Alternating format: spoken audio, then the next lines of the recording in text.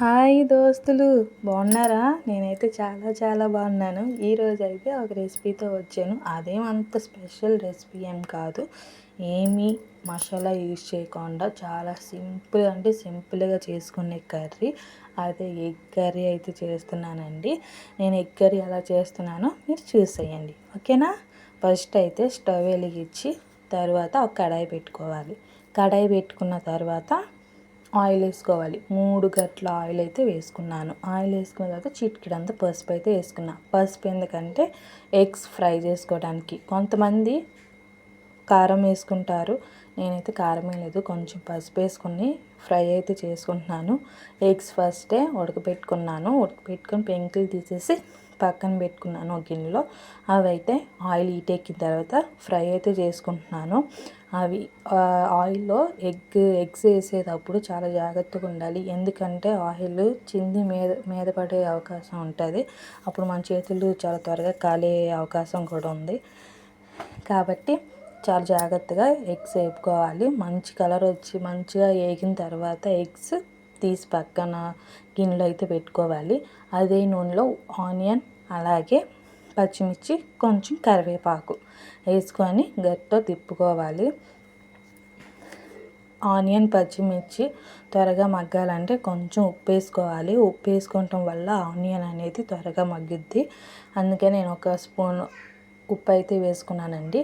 ఉప్పు వేసుకొని గట్టిగా తిప్పుకుంటున్నాను. మధ్య మధ్యలో తిప్పుకుంటూ ఉండాలి. ఉల్లిపాయ అనేది మగ్గిందో లేదో అనేది మధ్య మధ్యలో చూసుకోవాలి. కాబట్టి ఉల్లిపాయ అయితే మగ్గిందండి. ఒక 3 చిన్న సైజు టమాటాలు అయితే తీసుకొని కట్ చేసి వేసానండి. ఉల్లిపాయ మగ్గిన తర్వాత ఇంకా టమాటా మగ్గాలి. టమాటా మగ్గడానికి మూత అయితే పెట్టుకున్నానండి. మూత వేయడం వల్ల త్వరగా మగ్గిద్ది టమాటా ఆవిరి పట్టి. అందుకే మూత అయితే వేసేసాను. చాలా వరకు అయితే టమాటా మగ్గిపోయిందండి. ఇంక మూత పెట్టుకొని మళ్ళీ మధ్యలో చూసుకున్నానండి. చూడండి ఎలా వస్తుందో ఆవిరి. మూత తీయగానే ఆవిరి తన్నేస్తుంది. అంత అయితే ఉడికిపోయింది. ఉల్లిపాయ టమాటా పచ్చిమిర్చి అయితే ఉడికిపోయిందండి. ఇంకొంచెం సాల్ట్ అయితే వేసుకున్నాను. టేస్ట్కి సరిపోయేంత సాల్ట్ అలాగే చిటికెడు పసుపు వేసుకున్నాను. వేసుకొని కలుపుకున్నానండి. తర్వాత 2 స్పూన్ల కారం అయితే వేసుకున్నాను. కారం కొంచెం ఎక్కువే వేసుకోవాలి. ఎందుకంటే ఎలాంటి మసాలా యూజ్ చేయట్లేదు కాబట్టి మనం కొంచెం కారం వేసుకున్నా ఏం కాదు, బాగుంటుంది. కొంచెం ఘాటుగా ఉంటుంది. మనం ఎలాంటి మసాలా యూజ్ చేయట్లేదు కాబట్టి. ఇంకా కారం పసుపు ఉప్పు వేసిన తర్వాత తిప్పుకొని ఒక 5 నిమిషాలు మగ్గనివ్వాలి. అప్పుడు కొంచెం చిన్న సైజు నిమ్మకాయ సైజు అంతా చింతపండు అయితే నానబెట్టుకొని ఇప్పుడే మనం ఉప్పు కారం పసుపు వేసుకున్న ఉల్లిపాయ తొక్కులో ఇది చింతపండు పులుసు అనేది వేసేయాలండి. వేసిన తర్వాత ఒక గ్లాసుడు వాటర్ అయితే వేసుకోవాలి. వేసుకున్న తర్వాత గట్టితో అయితే తిప్పుకోవాలండి. ఆ చింతపండు పులుసు అనేది ఆనియన్స్కి అన్నిటికి పట్టేయాలి కాబట్టి తిప్పుకోవాలి.